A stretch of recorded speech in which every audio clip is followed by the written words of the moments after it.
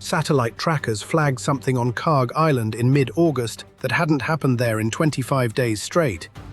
A single dark-hulled tanker, about 330 meters stem to stern, easing up against the western oil terminal and starting to load. Before jumping into what that one tanker means, it's worth backing up and asking why anyone bothers tracking a single ship at a single berth in the first place. The answer is that Kharg isn't just another patch of coastline.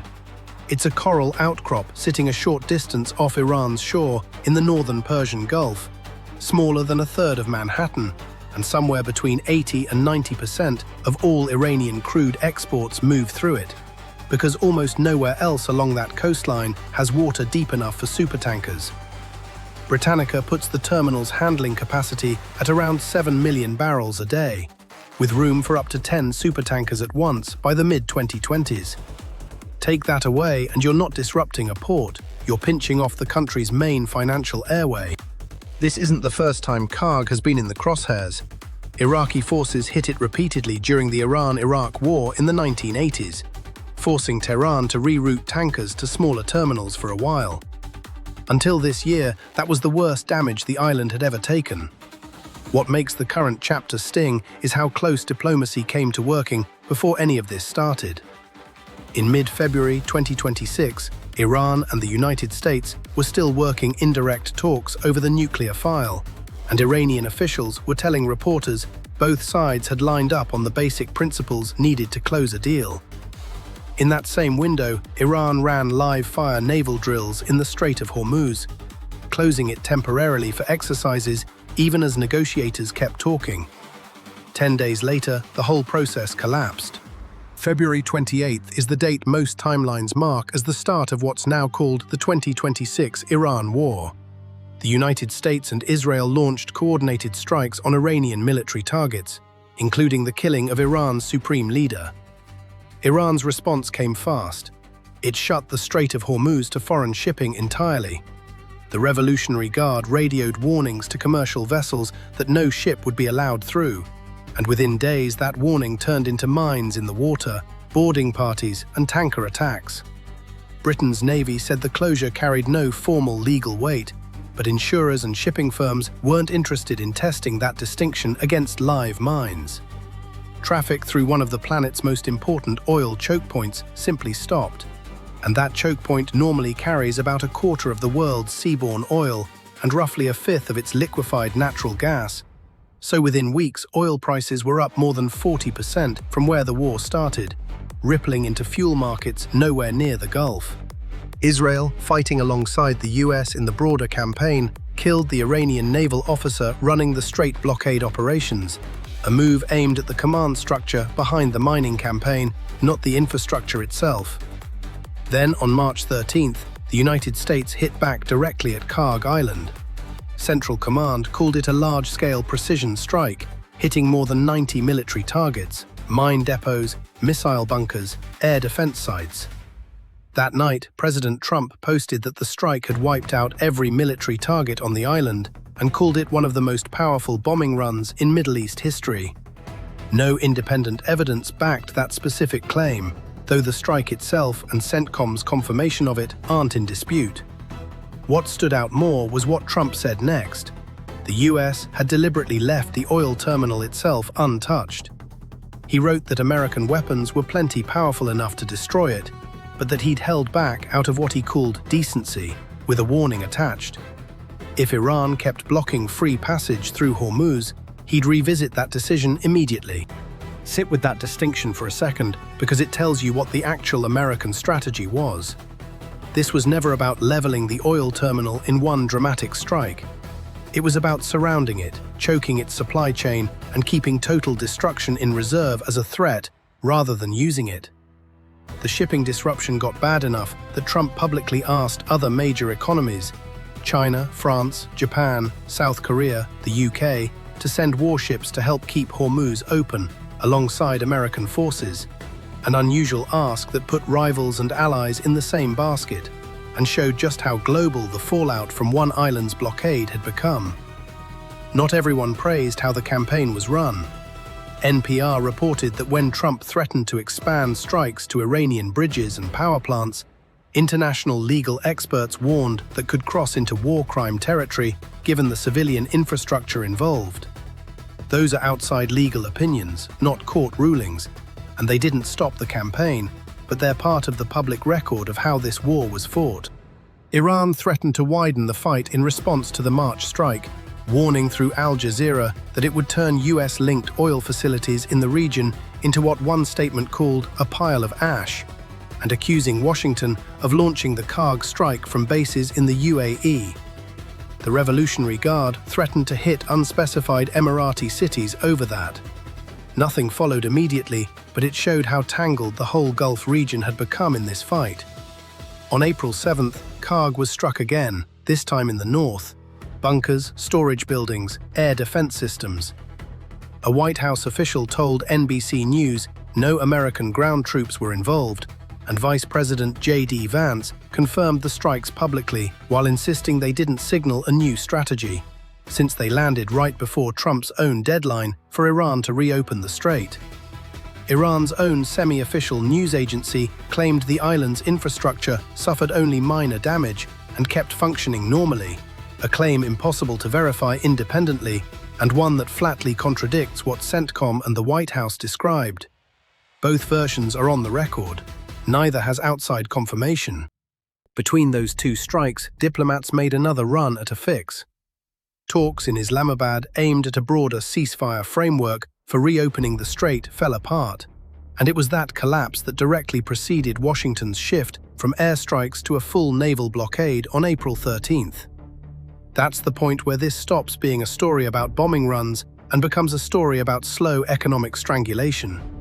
US Navy ships began stopping and boarding vessels heading in or out of Iranian ports, effectively sealing Kharg's ability to load or ship crude at all. Shipping analytics firms tracking the fallout found Iranian crude and condensate exports, which had been running around 2 million barrels a day, had dropped below 300,000 barrels a day by May. And at some points during that stretch, tracking services recorded Iranian exports hitting zero. You could watch the consequences pile up on satellite images almost in real time. Bloomberg reported roughly 23 tankers clustered around Kharg by mid-May, the largest gathering since the blockade began a month earlier, up from just 4 ships near the island on April 13th, right before the blockade started. A separate Yahoo Finance report, using the same satellite data, tracked very large crude carriers anchored near Kharg, rising from 3 on April 11th to at least 18 by May 11th. With nowhere to unload and no safe way out of the Gulf, some Iranian tankers effectively became floating storage, sitting at anchor because they had no other option. US forces said that by mid-May, as part of their enforcement operation, they'd turned away 81 commercial vessels and disabled 4 ships. That backlog created a physical problem inside Iran, not just outside it. Without a steady rotation of loaded tankers leaving and empty ones arriving, Iran's onshore storage capacity started shrinking. Analysts at the time noted that despite the prolonged shutdown, there hadn't been a dramatic overflow at Kharg's storage tanks, which some read as a sign Tehran had quietly started cutting production at its own oil fields, rather than let crude pile up with nowhere to go. That's a meaningful difference. A blockade that just stops ships from loading is one kind of pressure. A blockade tight enough to force a producing nation to cut its own output just to avoid a physical spill is a much deeper kind of damage. The kind that doesn't reset the moment a tanker starts loading again. June brought a brief window where the pressure looked like it might actually resolve something. A temporary ceasefire and memorandum of understanding eased the blockade and let Iran resume part of its exports. But even during that reopening, reported volumes were down about 73% from pre-blockade levels, from roughly 2.1 million barrels a day to around 567,000, which says a lot about how much lasting damage the blockade period had already done to trade flows, even after the pressure let up. At least 3 very large crude carriers were confirmed loading at Kharg on the day operations resumed, most of that oil bound for Chinese buyers, historically Iran's largest customer, even through years of Western sanctions. That window didn't hold. The truce broke down in mid-July, and the naval blockade resumed almost immediately on July 14th. From there, the pattern repeated, but with sharper edges. Iranian forces reportedly engaging US Navy ships directly as they tried to enforce the renewed blockade, and commercial shipping avoiding the region's flashpoints altogether. Then came the stretch dominated by headlines now. A full stop in operations starting July 31st. Shipping data and satellite imagery from multiple intelligence firms showed Kharg's operations completely paused on that date, with no tankers loading for at least a week. Independent satellite monitoring backed that up further. The western terminal sat empty for 25 straight days, the liquefied gas terminal for 16, the eastern oil terminal for 13, based on radar imagery from mid-August.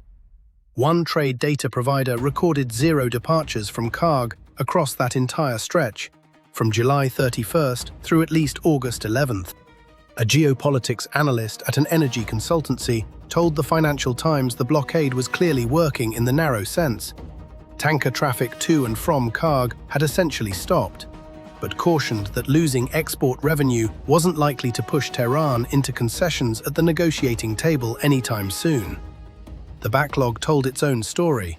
Tracking data in early and mid-August showed somewhere between 16 and 19 tankers sitting in a holding pattern near Kharg, with transponders switched off, consistent with ships trying to avoid detection while waiting out the blockade. Some estimates put the total number of loaded tankers stuck off the Iranian coast as high as 50. US forces said the blockade renewed since mid-July had turned away 48 vessels, seized 2, and disabled 2 more, including 1 tanker flagged to the Comoros that was seized on July 25th.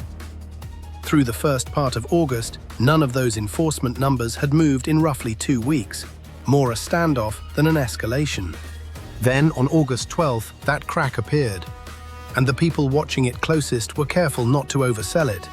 The trade monitoring firm that first flagged the tanker's return called it a selective reopening, not a full one, pointing out that the eastern terminal and the gas terminal were still completely empty.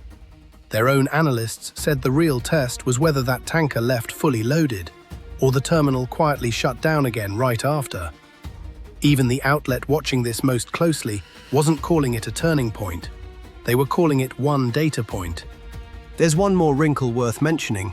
That specific tanker had sailed under 3 different flags since it was sold into what's known as the Shadow Fleet back in 2023. Records show the same ship previously loaded Russian crude at Baltic ports, took part in ship-to-ship transfers in Russian waters, and made calls at a Russian-occupied port in Crimea. It was already under sanctions from Britain, the European Union, Switzerland, Canada, and Australia, though notably not the United States, which hasn't sanctioned any Russia-linked tanker since early 2025. Its registered ownership had shifted to a Chinese company just days before it showed up at Kharg. None of that proves anything about Iranian government intent, but it's a reminder that the ship testing the edges of an American blockade came out of the exact same sanctions-evading shadow infrastructure that's become routine in conflicts involving pressured oil-exporting states. A tanker that spent years hauling Russian crude out of the Baltic is now the vessel everyone's watching to see if Iran's most important oil terminal is actually coming back online. While all that plays out on the water, Washington has its own, more provocative conversation running in parallel about what comes next. A retired 4-star Army general, appearing on Fox News as a senior strategic analyst, said publicly that the United States could seize Kharg Island outright whenever it chose to. He argued that occupying or fully blockading the island would put Iran in an impossible position, since it accounts for roughly half the Iranian government's budget and up to 90% of its oil distribution points, though he framed it as an option held in reserve rather than something actively underway. That framing lined up with reports of as many as 5,000 American Marines and sailors positioned in the region, plus roughly 3,000 paratroopers from the 82nd Airborne, fueling speculation about a ground operation that's never actually been confirmed or carried out. Analysts who've actually run the logistics on that scenario, including assessments cited by the Council on Foreign Relations, point to exactly why occupying Kharg would be brutally difficult in practice. The nearest major American bases sit in Bahrain, Kuwait, and Qatar, all more than 100 miles away, which leaves any resupply ships exposed crossing waters that are already bitterly contested. Iran and its proxies can still lay mines or send out small, fast attack boats, sometimes called the Mosquito Fleet, armed with drones and rockets to threaten any American ground presence there. Beyond the tactical risk, there's an economic one. Seizing Kharg by force, instead of just blockading it from a distance, risks wrecking the very oil infrastructure whose value depends on staying intact. It's a strategic asset precisely because it still works. Break it, and the leverage goes with it. Other defense analysts made a related but slightly different point, that taking Kharg might matter more as leverage than as a military prize in itself. One analyst, featured in an NBC News report, argued that physically seizing the island would fully choke off Iran's vital oil routes, but acknowledged doing so would require putting American ground troops on soil that's formerly Iranian. He noted the current administration seemed reluctant to go that far throughout the conflict, especially since shipping through Hormuz was already largely stalled for long stretches anyway, and Iran often couldn't sell much of that oil even when the terminal was technically open. Still, he argued that actually taking the island would hand the US real leverage in any future negotiation, no matter which government ends up running Iran once the fighting stops. That comment came during a briefing back in March, and 5 months later, American ground forces still haven't moved on Kharg. The strategy has stayed almost entirely naval and air-based the whole way through. Meanwhile, local officials inside Iran described the pressure in their own terms. A deputy governor of Bushehr, a port city near the conflict zone, has spoken publicly about the hardship the blockade has caused coastal communities, part of a broader pattern of regional Iranian officials confirming in their own words that this pressure campaign reaches well past Kharg itself and into daily life up and down Iran's Gulf Coast. Trump, for his part, kept the pressure up rhetorically as much as militarily. On July 26th, during what Israeli and American outlets described as a relative lull in fighting, he posted an AI-generated image referencing the Kharg strike, pulling public attention back to the island even during a quieter military stretch. A reminder that the psychological campaign around Kharg ran alongside the physical one, and sometimes filled in for it when the shooting slowed down. On the diplomatic side, there's been real movement, even without a final resolution. Iran and Oman have been negotiating directly over how shipping through Hormuz should be managed, with Oman acting as go-between since Iran and the US have no direct diplomatic relations. By early August, Iran's foreign ministry said both sides had agreed on coordinates for new shipping lanes through the strait, and Bloomberg reported on August 15th that Iran and Oman appeared close to finalizing a shipping map as part of a broader traffic agreement. Real obstacles remain, though. Iran's foreign ministry says the core things making the strait unsafe, namely the American naval blockade and what it calls other aggressive actions, are still in place. Trump has said significant progress has been made and hinted an announcement could come soon, while also insisting Iran needs to pay for what he's called decades of conflict. Iran, for its part, is reportedly seeking its own compensation and has said strait management will never return to how it was before the war. Back in May, Iran set up what it calls a Persian Gulf Shipping Control Authority, claiming no vessel can transit Hormuz without its permission, a claim that runs straight into the strait's basic geography since it includes both Iranian and Omani waters. And Oman itself hasn't backed that position, instead maintaining deliberate ambiguity to try to stay out of the fight. Other Arab Gulf states have pushed back hard against the idea of Iran unilaterally controlling passage through the strait. Iran's parliament didn't stop at talk either. A parliamentary committee reportedly voted to impose transit fees on ships passing through and to ban American and Israeli vessels outright. And in April, Iran was reportedly even weighing cryptocurrency to collect those fees, a detail that says a lot about how far outside normal maritime law this standoff has pushed both sides. The economic fallout has landed unevenly. Asian refineries that spent years building supply chains around discounted Iranian crude take the direct hit every time Kharg goes dark, scrambling to replace that oil at market prices instead of the discount they usually get, then rushing to restock the moment the terminal reopens even briefly. Short, sharp demand spikes that distort pricing across the whole region. That pattern has already played out at least twice, once around June's reopening and possibly again if the August 12th restart turns into something longer lasting. A broader accounting of the crisis lists a global fuel shock, a sustained American air campaign against Iranian targets near the strait, a naval blockade, a separate American escort operation to protect friendly shipping, and an ongoing dispute over who actually controls passage through the Gulf between Iran and its neighbors. A fairly plain description of how far this standoff's effects have spread beyond the Gulf itself, into fuel prices and shipping insurance markets worldwide. It's worth pausing on the human cost too, separate from the market noise. Tracking of the Strait crisis lists one sunk tugboat, at least 17 damaged merchant vessels, 7 of them abandoned, 2 seized merchant ships, 12 sailors dead or missing, and 1 port worker killed with 2 more injured in an incident in Bahrain. Those numbers cover shipping in the strait alone. They don't include the broader military casualties from the wider US-Israel-Iran war running in parallel this whole time. The instability hasn't stayed contained to the Gulf either. In early August, Iran-backed fighters in Yemen killed dozens of government soldiers in missile and drone attacks, one of the deadliest days of that country's civil war in years. It's a reminder of how far the ripples from this conflict have traveled from the Iranian coastline. Over the past week, senior Iranian officials have been openly defiant in public.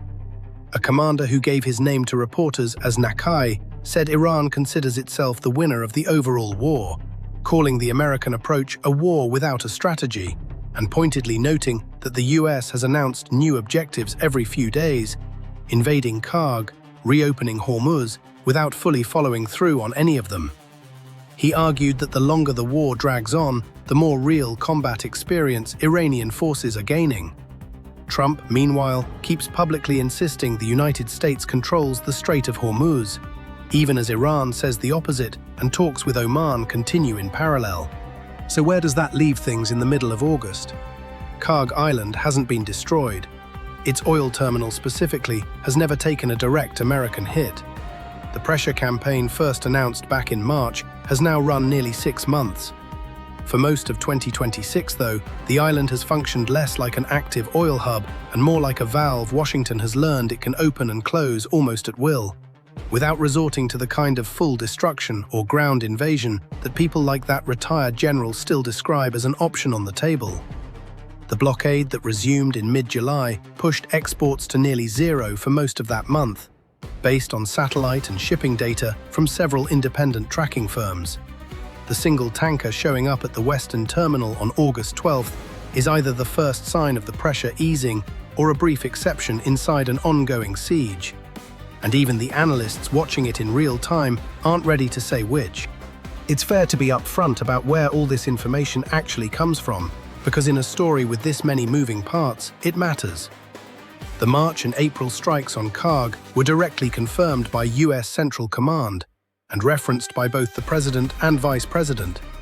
Iran's own damage assessments, released through its semi-official state news agency, contradict the American account of how much destruction those strikes caused, and that contradiction has never been independently settled.